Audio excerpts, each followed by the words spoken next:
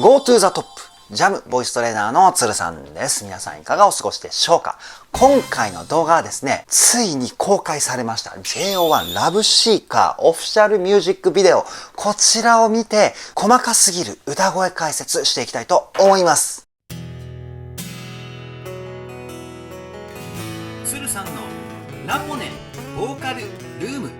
さあ JO1 なんですけれども、5月の29日に8作目のシングルヒッチハイカーがリリースされます。その中のね、1曲目に収録される曲、それがラブシーカーでございます。全4曲入りの CD となりますんでね、JO1 の魅力たっぷりのシングルになること間違いなしだと思います。ぜひね、皆さんチェックよろしくお願いしますね。さて今回ラブシーカーなんですけれども、徹底的にね、細かく歌声解説をしていき、JO1 のですね、歌の魅力たっぷり皆さんにご紹介していこうと思うので、ぜひ最後までお付き合いよろしくお願いします。つるさんのラポネボーカルルーム、こちらのチャンネルは私、つるさんが大好きな JO1、INI、MII、ラポネ所属アーティストの魅力をボイストレーナー目線で伝えるリアクション動画と歌声解説動画をメインで公開しているチャンネルです。今の話を聞いて気になった方はぜひチャンネル登録、高評価よろしくお願いします。それでは早速 JO1 ラブシーカー歌声解説していきたいと思います。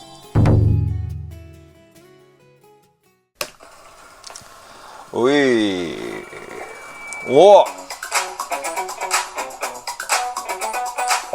ちょっと待ってくれ。バンドサウンドじゃないですか。僕の大好きなバンドサウンドですよ、皆さん。ギターのフレーズがめちゃくちゃかっこいいですね。次いきますよ。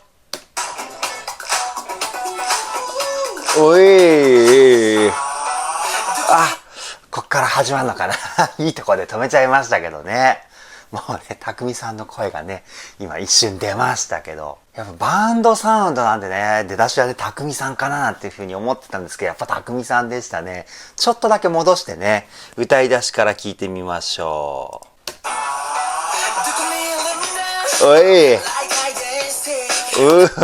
かっこいいね。タラタタタここね、地声から裏声にこうね、くるっとひっくり返したところがめちゃくちゃセクシーですね。もう一回聞いてみましょう。ライのところもね、最初こう、エッジみたいにこうね、ビリビリっとした声がね、入ってましたよね。すごいかっこいいフレーズですね。次いきますよ。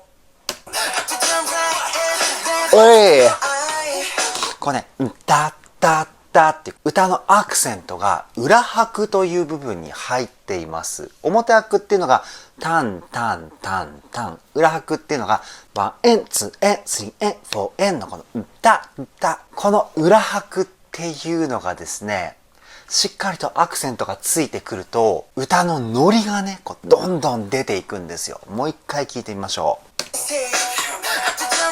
ほらね、めちゃくちゃかっこいいでしょ。こうってね、これリズム取るのめちゃくちゃ難しいんですけどね。それをこうね、軽快に表現するたくみさん最高ですね。じゃあ次いきますよ。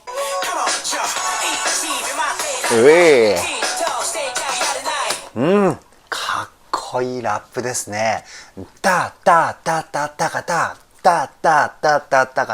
ここもね、裏拍なんですけど、先ほどよりも細かいリズムの取り方がね、一瞬入ってるんですね。ここですね。のところ。先ほどのね、たくみさんのところのリズムの倍の速さのテンポでリズムを取ってる箇所ですね。もう一回聞いてみましょう。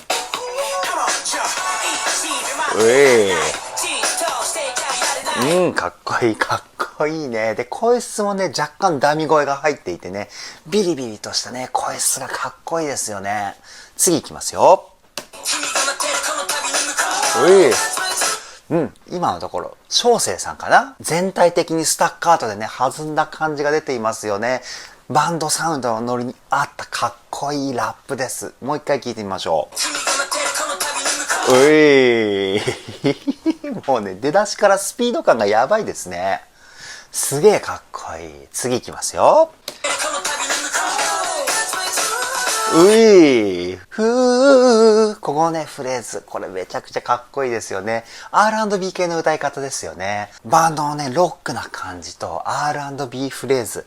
この組み合わせがたまらないですね。もう一回聞いてみましょう。この声質はリーダーかな。リーダーね、ものすごく器用でね、ものすごいテクニック持ってますから、全体的にフレーズのね、この安心して聴ける感じがたまらないですよね。次行きますよ。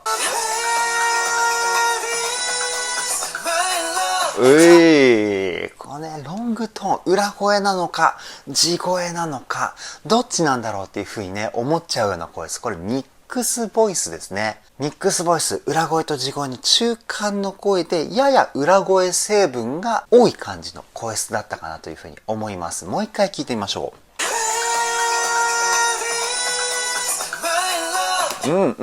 マイラー。ここのところが地声になったポイントかな。なんでよく聞かないと全部ね、地声っていう感じに聞こえちゃうかな。前半ね、ミックスボイスなので、いくら裏声成分が多いと言っても地声の成分混ざってるから、全体的に声の雰囲気の統一感、これがありますよね。めちゃくちゃかっこいいですね。次行きますよ。発音が全体的に強いですよね。王子のポイントだと思うんですけど、歌詞の子音ですよね。ここがめちゃくちゃ強く出てるから、声質的にはこうふわっとした感じでも言葉の雰囲気でね、強いニュアンスが出てますよね。もう一回聞いてみましょう。これね、子音を強く出すっていう歌い方、実はね、こういうノリのいい曲を歌うときに、めちゃくちゃかっこよく聞こえる歌い方なんですよ。これね、気になった方はぜひカラオケとかでやってみてくださいね。次行きますよ。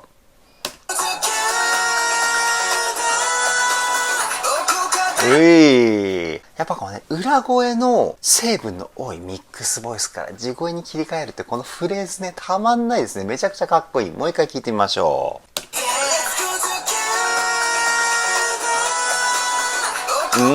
後半のね、ところがまた地声になったかなというふうに思います。次行きますよ。最初にかなり強いエッジボイスから今のフレーズ、純喜さん歌ってましたね。で、全体的に胸腔共鳴の声を支えにした声の出し方。胸腔共鳴の声を支えにした声の出し方って言ってもあんまりよくわかんないと思うんですけど、肺の中の圧力、咳払いをするときに、ってこう胸に詰まる感覚あるじゃないですか。あの圧力をですね、声の支えに使うんですよね。で、腹筋の支え、肺の圧力の支え、この2本柱でですね、声を支えることによって、喉の力っていうのがめちゃくちゃ抜けやすくなって、楽に声が出したりするんですけど、純喜さんその声の出し方使ってるかなというふうに思います。もう一回聞いてみましょう。そうだね。声の張り感は残しているんですけど、喉とかね、表情筋の力っていうのはものすごく抜けてる感じの声ですよね。いや、素晴らしい。次行きますよ。一瞬のつるちゃんね。純喜さんのハイトーンから一気につるちゃんのかっこいいね、低音ボイス。このね、ギャップがいいですね。もう一回聞いてみましょう。いいね。やっぱりつるちゃんはね、優しい歌も歌えるし、かっこいいラップも歌えるし、ほんと多彩ですよね。じゃあ次、サビかな。いきますよ。かっこいい。レンさん、かっこいいね。バンドのボーカルみたいなね、パフォーマンスでしたよね。めちゃくちゃかっこいい。歌声もね、レンさんの魅力の中性的な、こう、綺麗で可愛らしいような声質が、ロック風に歌うことによってね、めちゃくちゃかっこいい雰囲気出てますよね。もう一回聞いてみましょう。かっこいい。かっこいいね。うっすら、ビリビリした感じの声質、ダミ声が入ってるかな、前半。で、最後のワンフレーズだけ、いつものレンさんの中性的な声質を使っていたかなというふうに思います。次いきますよ。今のところ、マメちゃんかな。マメちゃんね、この爽やかな地声、かっこいいですよね。すごく素直な声質ですよね。鼻腔と口腔、こう鼻と口を中心に声質を作ってるかな。もう一回聞いてみましょまあ、口腔よりやや鼻腔が強いのかな。甘い感じも出てますよね。声のまろやかさっていうのは、鼻にですね、声を通して歌うことによって出てくる成分だと思うので、まあ、口とね、鼻が中心なんだけど、鼻の方が割合多めにして声質作ってると思います。次いきますよ。こうね、タラタラタラ。ここのフレーズなんですけど、タラっていう風なリズムのフレーズが3回続きますよね。で、この一つ一つの間にですね、かなり強めの休符が入っているので、タラタラタラ。こういう風なね、弾んだニュアンス出てると思います。もう一回聞いてみましょう。いいね。このアップダウン感がね、めちゃくちゃかっこいいですね。次いきますよ。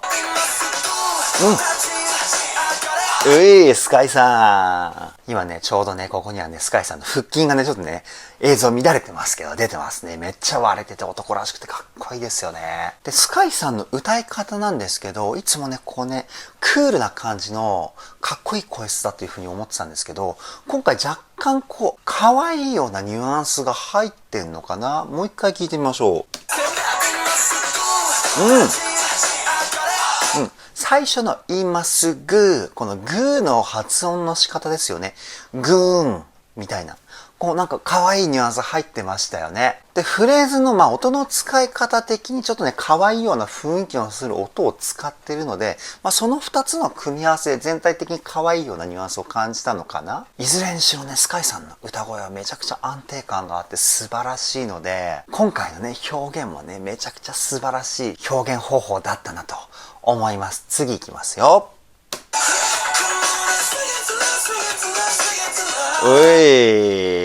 純喜さんのところかな。前半裏声で後半地声みたいな感じですよね。これね、アップな感じのバックのサウンドに対して裏声を使うことによって全体的にこうね、テンションをちょっとガス抜きするような、そんな感じの雰囲気だったかなというふうに思います。抜きのポイントっていうかね、ワンアクセントになっていてね、全力でこう突っ走っていく中で、ちょっとだけ休憩みたいな、そんな感じのニュアンス感じました。もう一回聞いてみましょう。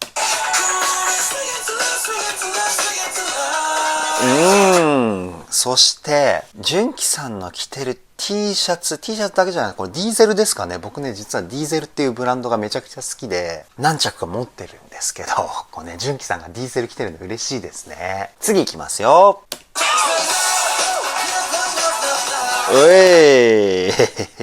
この入りのね、バーン、ここのアクセントめちゃくちゃかっこいいですね。もう一回聞いてみましょう。タタタタバーンみたいなね。強いこうパワーを感じますよね。次行きますよ。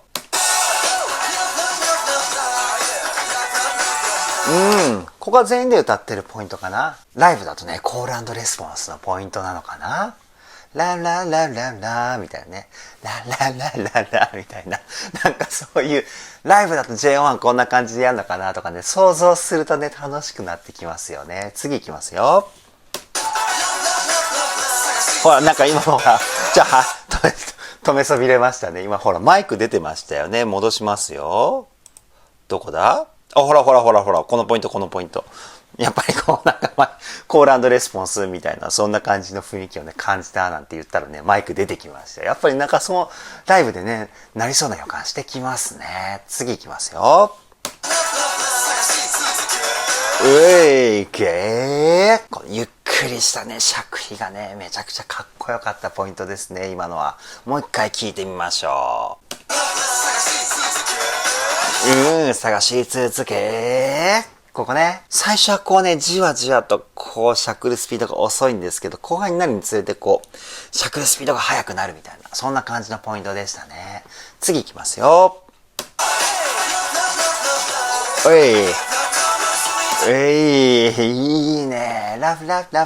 リズムも軽快だしね。今ね、フレーズとか歌声に対してあまりね、こう解説とかしなくても本当に雰囲気だけ言ってきたんですけど、細かく言うとね、全体的にちっちゃいしゃくりがラみたいな、こんな感じの歌い方だったと思うんです。これちっちゃいしゃくりを入れることによって、全体的なスピード感、これをね、表現していると思います。もう一回聞いてみましょう。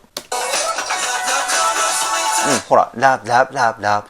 すごいね、速いしゃくりなので、本当によく聞かないと気づかないポイントなのかなっていうふうに思うんですけど、基本ね、しゃくりっていうのは、細かくすればスピード感が出るし、ゆっくりすればね、さっきのみたいな、ああいうどっしりとした雰囲気が出るし、使い用途によってものすごい雰囲気が変わるテクニックなので、これもね、ぜひね、気になる方、カラオケ行った時とかにしゃくり、こちらね、スピードいろいろ試してみてもらえたらなというふうに思います。全然歌うフレーズの雰囲気が変わってくると思いますので、楽しくなってきますよ、今までよりも歌うのが。次行きますよ。タダッタダッタダッタダ。ここもね、タラララタラララじゃなくて、タダッタダッタダッタダ。全体的にスタッカートなニュアンスですよね。各セクションのね、最後のところを激しさだったり、セクションの終わりだよっていう風なね、雰囲気を出すためには、今みたいにね、タダッタダッタダッタダみたいな感じの、歌い方だったり、楽器全体でリズムを合わせることを決めって言ったりするんですけど、決めとかね、そういう風な演奏スタイルだったり、表現方法を使われることが多いんですけど、歌声だけに関して言うとその決めみたいな雰囲気が出たかな、今は。もう一回聞いてみましょう。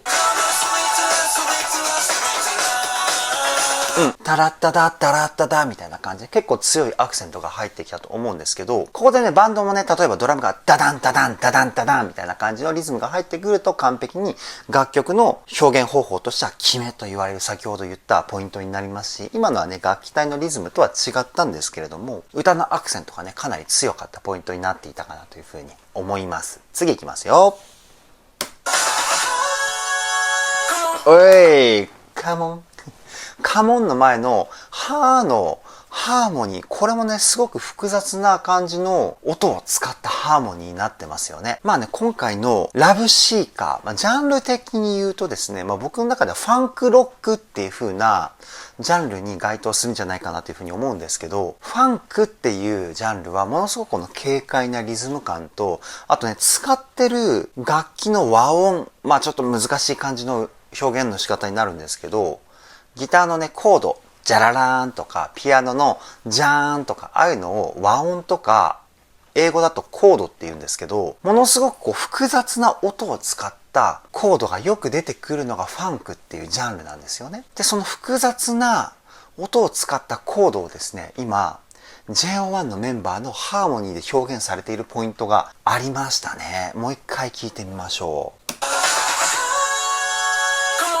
今のところ、カモンの前ね、はーのところ、ここはかなりね、難しい音を使っていたポイントだったんじゃないかなというふうに思います。JO1 のね、ハーモニーに関しては、ザ・ファーストテイクの Move the Soul、あれでね、過去に、このぐらいハイクオリティなコーラステクニック持ってるんだぞっていうのはね、JO1 は証明してますので、最初聞いた時はね、めちゃくちゃびっくりしましたね。もうコーラスグループやんって思って、もうほんと素晴らしいです。次行きますよ。おい、つるちゃんのかっこいいね、低音ラップが来ましたね。で、今回のラップは低音でね、めちゃくちゃかっこいいんですけど、いつもはね、ってこのビリビリ感のある声は使ってないような、そんな雰囲気のラップですよね。ただね、ビリビリしていない声質でもこんなにかっこいいラップを歌えるつるちゃん、やっぱり素晴らしいですね。もう一回聞いてみましょう。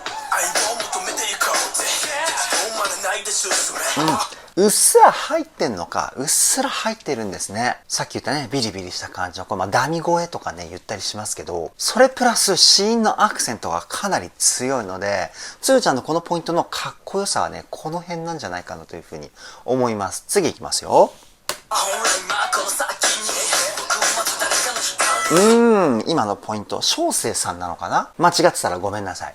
このポイントは全体的にかなり強いスタッカートですね。スタッカートっていうのは一つ一つの音を短く切るっていう風な意味のある言葉なんですけど、短く切ることによって全体的に給付が生まれるんですよ。言葉一つ一つの間にちっちゃい「つ」が入ってるというかね、そういったポイントだったと思います。こういう歌い方をすることによってめちゃくちゃ躍動感が出ますし、スピード感も出ますし、フレーズ自体がね、ものすごくかっこいいっていう感じになります。もう一回聞いてみましょう。で、ちっちゃい「つ」がいっぱい入ってるからね、必然的にやっぱ子音も強くなるんですよね。これも自然に起こる現象なんですけど、めちゃくちゃかっこいいですね。次いきますよ。おい。今のポイント、ちょっとね、ケイゴさんが歌って、レンさんが歌って、みたいな感じだったんですけど、ちょっとね、ケイゴさんの説明からしますね。ケイゴさんの声の特徴としてはですね、高い声もですね、低い声もものすごくこう柔らかく歌う魅力的なね、歌声を持ってるんですけど、それプラス言葉の発音がですね、独特なんですよ。今のフレーズは英語のポイントだったと思うんですけど、日本語のポイントでも英語並みにですね、子音を強く出すんですよね。で、日本語って子音がね、あまり目立たない言語なんですけど、その日本語を英語的にですね、発音することによって、この子音が結構楽曲でノリを作るか作らないか、これをね、左右させるって言っても過言じゃないぐらい子音って大事で、なので、ケイゴさんの歌を聴くとね、ものすごくこうね、軽快な曲のノリっていうのを感じることができるんですよ。もう一回ケイゴさんの歌聴いてみましょう。リズム的にはね、タンタンタンタンタン、こんな感じかな？タンタンタンみたいな感じのノリになってると思うんですよね。なので、すごい柔らかくて、こう、さらっとね、歌ってるような感じに聞こえるんですけど、実は、ものすごい曲にですね、声が乗ってるんですよね。素晴らしいです。じゃあ次、レンさんのフレーズ聞いてみましょう。いきますよ。途中の抜きの裏声がめちゃくちゃかっこいいですね。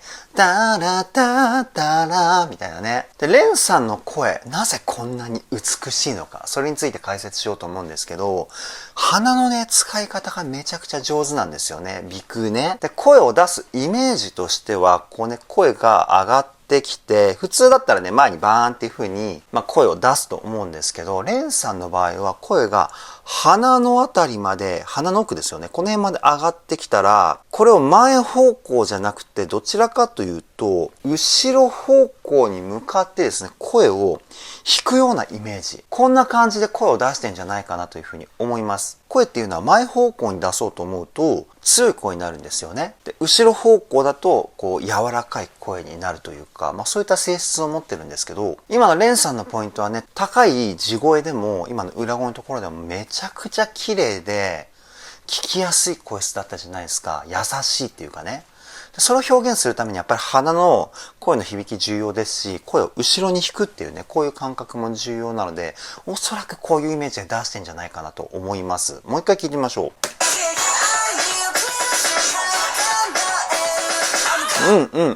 やっぱりそうですね。後ろに弾いてる声だと思います。で、喉とかはそこまで空間を広げるっていう感じじゃなくて、リラックス重視って感じですかね。もう、鼻、あとは頭部共鳴ね。こっちの響きが中心の歌声かなというふうに思います。次いきますよ。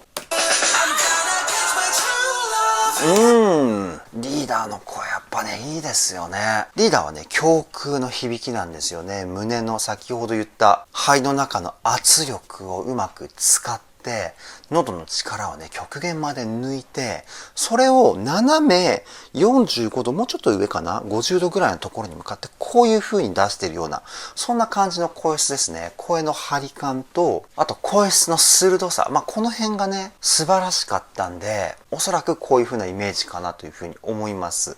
もう一回聞いてみましょう。裏声は若干後ろに弾いてるような感じかな。タラタタターみたいな感じの、そんな感じで、今のフレーズはこうね、2種類の声の出し方を使ってるんじゃないかというふうに思います。次いきますよ。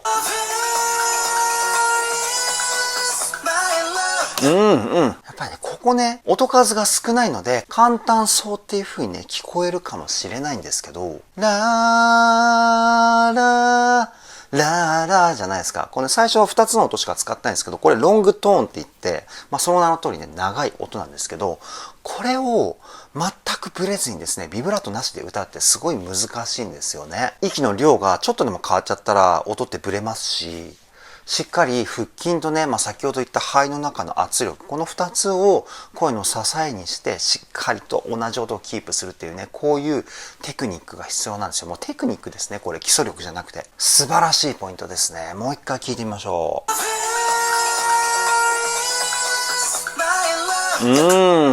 最初にね、2つの音でロングトーンが来てるから、My Love のところがこう映えますよね。すごくいいポイント。次いきますよ。今のところはね、ウィスパーボイスを使ったつるちゃんのラップかな。ウィスパーボイスをやるためにはですね、いっぱい息を吸って、喉の空間をね、ちょっと開けて、声をね、鼻に通すっていう、こういう風な声の出し方になるんですけど、今まさにつるちゃんはね、そういう感じの声の使い方していたと思います。もう一回聞いてみましょう。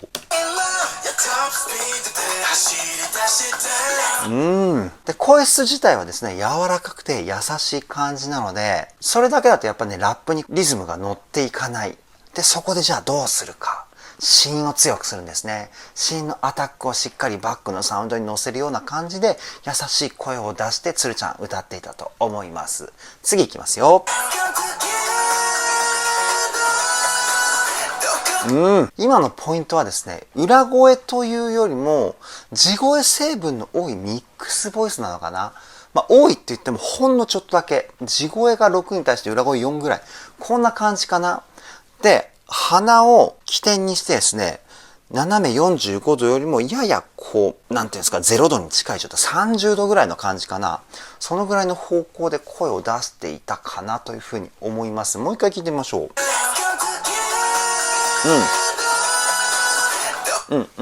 そうだね。やっぱ前方向の声の質感を感じますね。で、今前方向の声質目立っていたんですけれども、ミックスボイスを使うことによって声の力みっていうのが地声のように聞こえても少なくなります。裏声成分がね混ざってくる分、声にねこうリラックス感が乗ってきたりするんですけど、で、実はですね、今の声のポイントはですね、若干こう後ろに引くような声のイメージも使っている声なんですよね。なので厳密に言うと前の意識は強いんだけどちょっとだけ後ろに引くみたいなね、こういう Y の字みたいな感じのイメージが使われている歌声なんですよね。で、細かく言うとそういった声の出し方とかもあって、一つの方向でね声をこっちに行けみたいな感じで出すパターンの方が多いっちゃ多いんですけど、場合によってはねこういう風なやり方もありますし、あとね、頭の上にこう向かっていくイメージと、真後ろに向かって進んでいく、このね、2つのイメージを使って、声質を作る場合もありますし、細かく言うと、こういったものもあるんですけど、鶴さんの細かすぎる歌声解説なのでね、ちょっとね、細かい部分まで言ってしまいましたけど、そういった声の出し方もあるよっていう風なね、それだけね、覚えておいてもらえたらなという風に思います。で、もし興味ある方はですね、2つの方向に向かって声を出すイメージ、これ研究してみてほしいなという風にも思います。次いきますよ。たくみさんのポイント。全体的にリズムの取り方が大きい感じがしますね。この曲のテンポがパンパンパンパン。このぐらいテンポなんですけど、倍の大きさのリズムに取ってるかな。タタタタタタタタタタ。こんな感じのニュアンスが感じますね。で、リズムって大きく取れば取るほど、歌のフレーズ自体に、ためというか、どっしりとした雰囲気が出てくるんですよ。で、細かく取れば取るほど、フレーズに疾走感が出ていくっていう特徴があって、これを音楽用語では、大きく取ったリズムのことを後乗り、細かくリズムを取った方を前乗りって言ったりするんですけど、今のたくみさんのポイントはですね、後乗りの雰囲気を感じました。もう一回聞いてみましょう。そうだね。やっぱりこの大きくリズムを取って、後ろにね、ギリギリの遅れてるのか遅れてないのかみたいな、その境目ギリギリぐらいまで引っ張った感じのフレーズだったかなと思います。次いきますよ。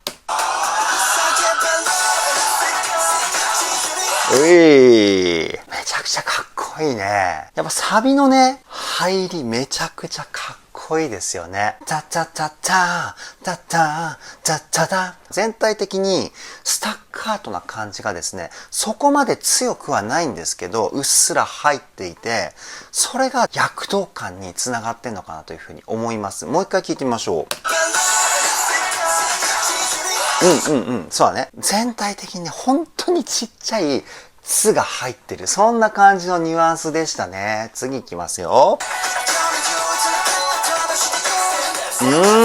ここは先ほどね、後乗り前乗りの話しましたけど、今回は前乗りのポイントですね。チャーチャチャチャチャチャチャチャチャチャチャチャチャチャって変な発音してますけど、チャチャチャチャチャチャチャチャチャチャ、こういう風に倍のテンポでリズムを取った歌い方かなという風に思います。もう一回聞いてみましょう。めちゃくちゃかっこいいね。じゃーたたたた、じゃーたたたた。こうね、やっぱ疾走感が出てくるポイントね。僕すごい好きですね。次いきますよ。ステンダー、ステンダー、ステンダー。ここもね、1番でも言ったように同じフレーズがこう3つ出てくる、この1つ目と2つ目の間にちっちゃい「つ」が入ってるし、2つ目と3つ目の間にもちっちゃい「つ」が入ってるっていうね、ショヤさんのポイントでしたね。もう一回聞いてみましょう。ステンダー、ステンダー、ステンダー。で、ちっちゃい「つ」を言う時の感覚。これでよくわからないっていう人がですね、いるんですけど、難しいですよね。なのでちょっとだけね、感覚、どんな感じなのか、けっけっけっけっていう、皆さんぜひ言ってみてください。今、せーの。けっけっけっけ。で、1回目のけと2回目のけの間で、こう、口の中で音はこう、詰まる瞬間というか、ってこう前に行きたいんだけど止まってるみたいなブレーキ感のある感覚っていうのがあると思うんですけど、それがちっちゃい「つ」を使う時の感覚です。こう、口の奥で、喉のね、上側とベロの奥側がこうね、蓋をするような、そんな感じのね、口の中の器官の使い方なんですけど、これがね、ちっちゃい「つ」を使う時の体の動きなんで、ぜひね、参考にしてみてもらえたらなと思います。次いきますよ。爽やかですね、声質がね。かっこいいんだけど爽やかってね、めちゃくちゃいいですよね。魅力たっぷりなね、豆ちゃんの声質。で、多分レコーディングしてる時は、口の大きさをですね、ちょっと横に広めに使ってやってんのかな。そうすることによって表情筋が動きますんで、これはね、もしかしたらの話なんですけど、すごくね、笑顔を作った時の声の明るさっていうのが今のフレーズには出ていたので、もしかするとそうやってレコーディングしたのかもしれないですね。もう一回聞いてみましょう。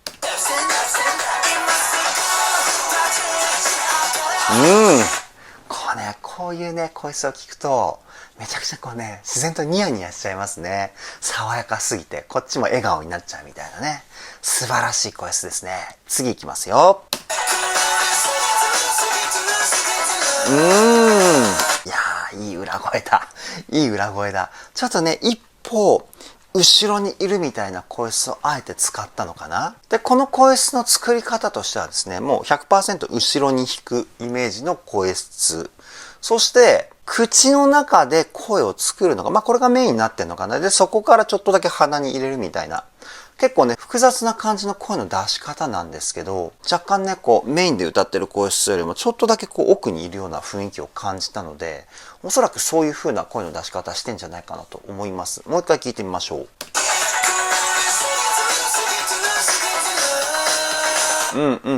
多分ね、そういうことだと思いますね。後ろに引いて、で、口腔中心。で、ちょっとだけ鼻に入れるみたいなね。そんな感じの歌い方だったんじゃないかなというふうに思います。次いきますよ。スカイさんのポイントですね。いつものね、スカイさんのこうクールでかっこいい感じの雰囲気でしたね。ここは先ほど言った肺の中の圧力を使った支えをメインで使ってるような、そんな感じの声質かな。ララララみたいな感じかな。こうね、上からこう見下したような、そんな感じのワイルドさを感じる歌い方だったかなというふうに思います。めちゃくちゃかっこいいですね。もう一回聞いてみましょう。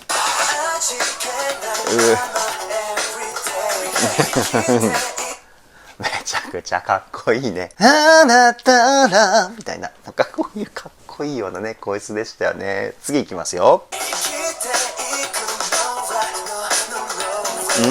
そして声の出し方はですね、先ほど説明した感じなんですけど、あとはリズムと子音ですよね。タラタラ。こんな感じでちっちゃいツ入ってますね。タラララって聞こえるんですけど、タラタラ。子音も合わせて歌うとこんな感じのニュアンスですよね。ワイルドな感じの声質の作り方と子音とリズムの使い方。これがね、すべて揃って今のポイントのかっこよさだったりワイルドさを表現してるんだと思います。もう一回聞いてみましょう。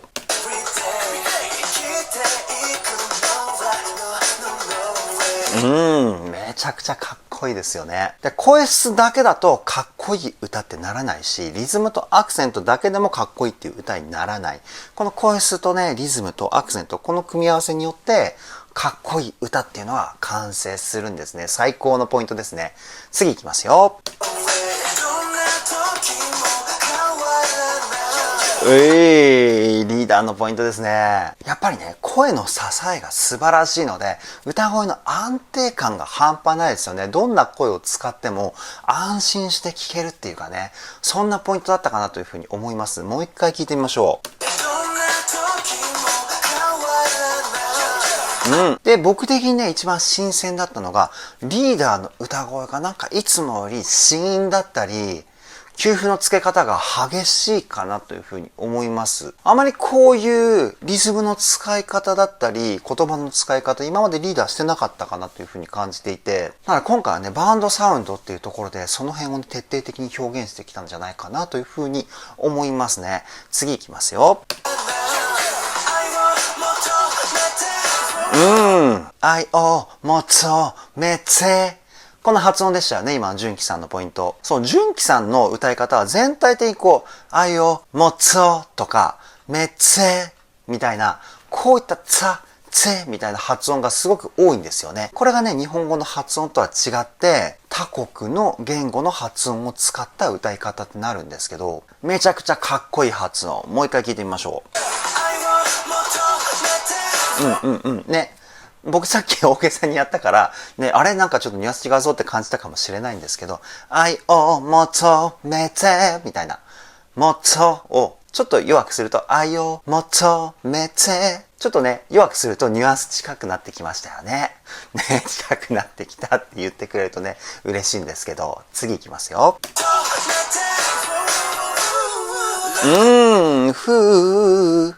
ここのポイントもタカタタカタっていうね、曲の進行的にですね、ちょっとこうブレーキをかけるような3連符って言われるリズムが今の裏声のね、このハモリのタカタタカタで使われていたんですけど、結構 JO1 の曲ではラップで3連符のリズム使われることが非常に多いかな。JO1 の曲っていうよりも、INI もそうですし、K-POP 全般ラップだったりね、歌のメロディーだったりで3連符っていうのが J-POP に比べるとすごくこう使われることが多いかなっていうふうに印象を持ってます僕は。特にねラップは必ずって言っていいほど今のタタタタタタタタタタタタこのねリズム3連符使われてるっていうね風なイメージを持ってしまうほどねめちゃくちゃ使われてるリズムなんですよ。なのでね3連符覚えておくといろんな曲を聴いてね3連符なんてね気づくことができると思うのでもう一回聴いて3連符のリズム確認してみましょう。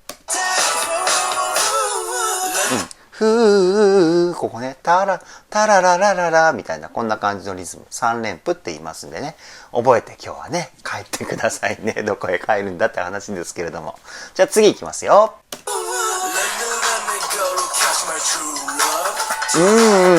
つるちゃんのラップですね。すごくこうどっしりと後ろに構えたようなねで声質もあまりこう聞いたことがない感じのこうねっとりとしたようなねニュアンス怪しいようなそんな感じの声質を使っていたかなというふうに思います。もう一回聞いてみましょう。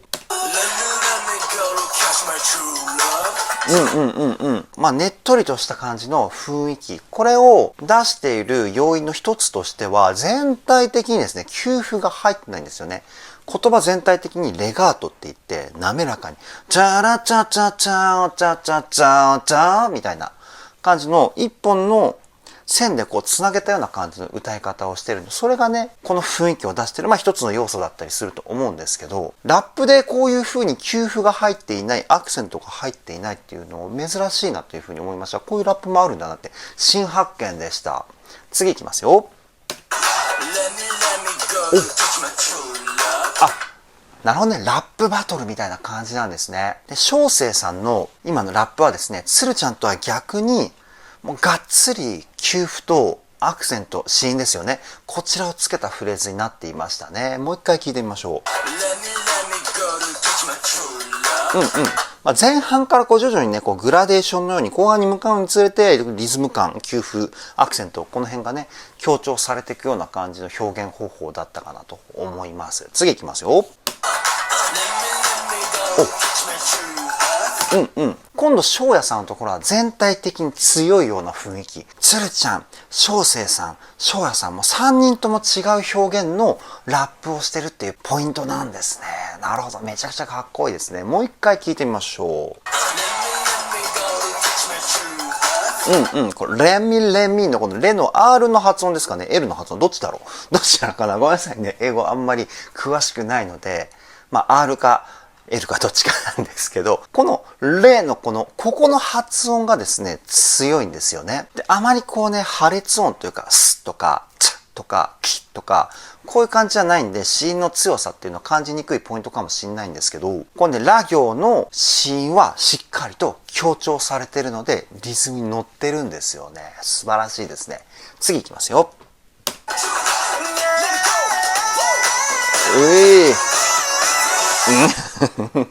これはね、すごいね。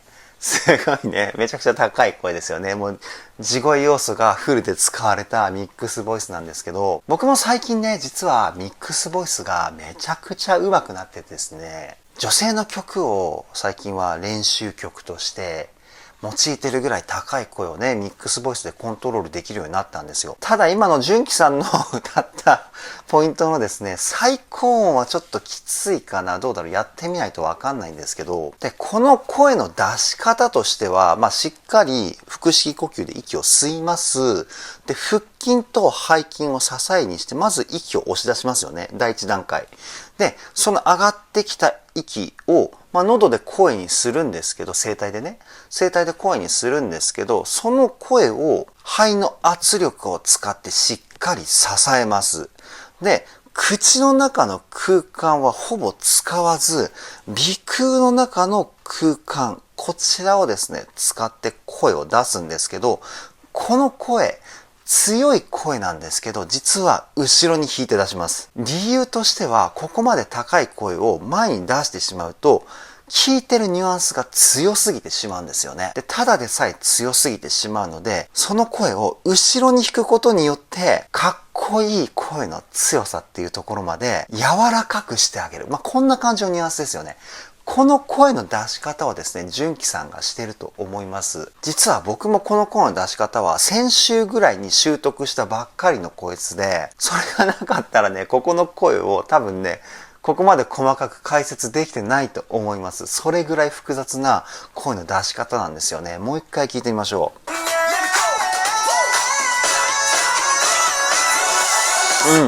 最後はね、の音。ここの音は完璧に後ろですよね。本当にこの声は後ろに弾かないともうキンキンして、もう聞けたもんじゃないっていう声質になってしまうんですよ。前方向に出しちゃうとね。なのでもう本当に真後ろに弾くぐらい、もうって感じで弾いてあげないと歌声っていう感じにならないんですよね。不思議なもんですよね。次行きますよ。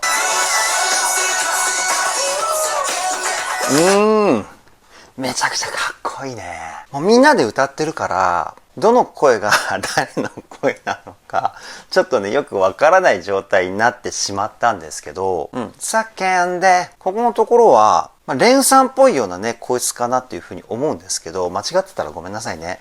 で、鼻の声質ですよね。甘い感じの声質。で、鼻に入れて前方向かな。こんな感じの声質に聞こえます。もう一回聞いてみましょう。叫んで、こう最後はもうフォールですよね。投げ捨てるような感じで歌って、ワイルドさを表現っていう感じですね。次いきますよ。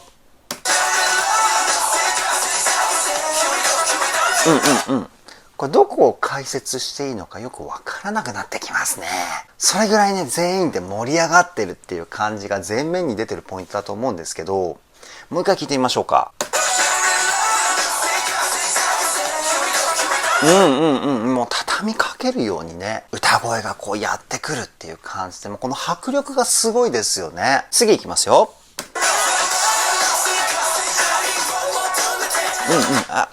求めて。もうラップとメロディーの中間のような歌い方ですよね。もう子音も強いし、休符もすごい表現されてるし、もう一回聞いてみましょう。愛を求めて。こんな感じね。しっかり休符と子音の強さ。この二つが大事になってくるポイントですよね。次いきますよ。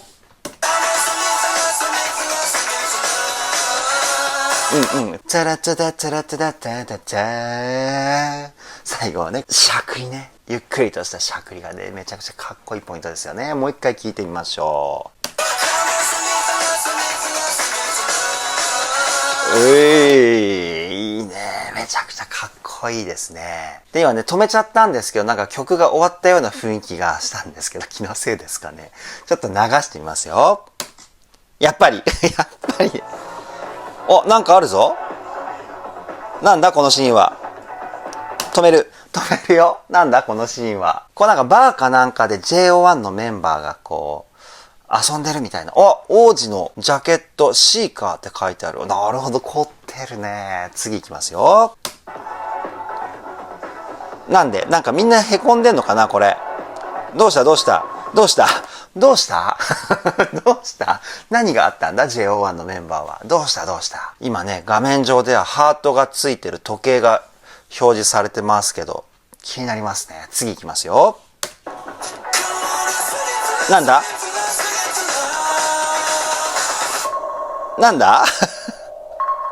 ちょっと一回止めるね。ちょっと謎めいた最後でしたね。これはどういう意味なんだ？なんか次に繋がるのか？ちょっとね、あともう4秒ぐらいあるんでちょっと流してみますね。ラブシーカー。そうね、ヒッチハイカー5月29日、そうね。終わったよ。終わったよ。謎がすごく残りましたね、最後。これ次の曲に繋がるとかそういったニュアンスかな。ぜひね、正解を知っている方はですね、コメントで教えてください。以上、JO1 ラブシーカー歌声解説は終了にしたいと思います。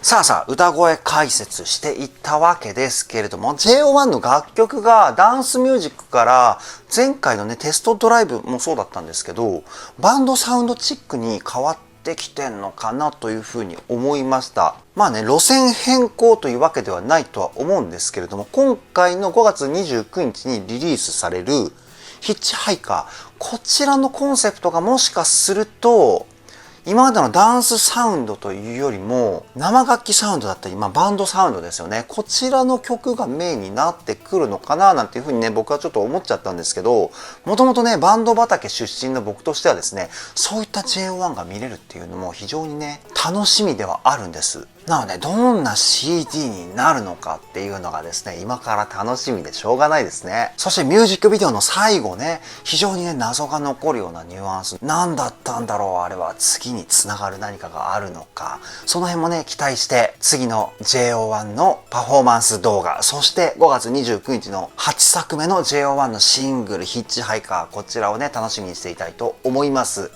それでは今回の動画はこの辺で終わりにしたいと思います。動画の内容を気に入ってくださった方はチャンネル登録、高評価よろしくお願いします。では、ボイストレーナーのつるさんでした。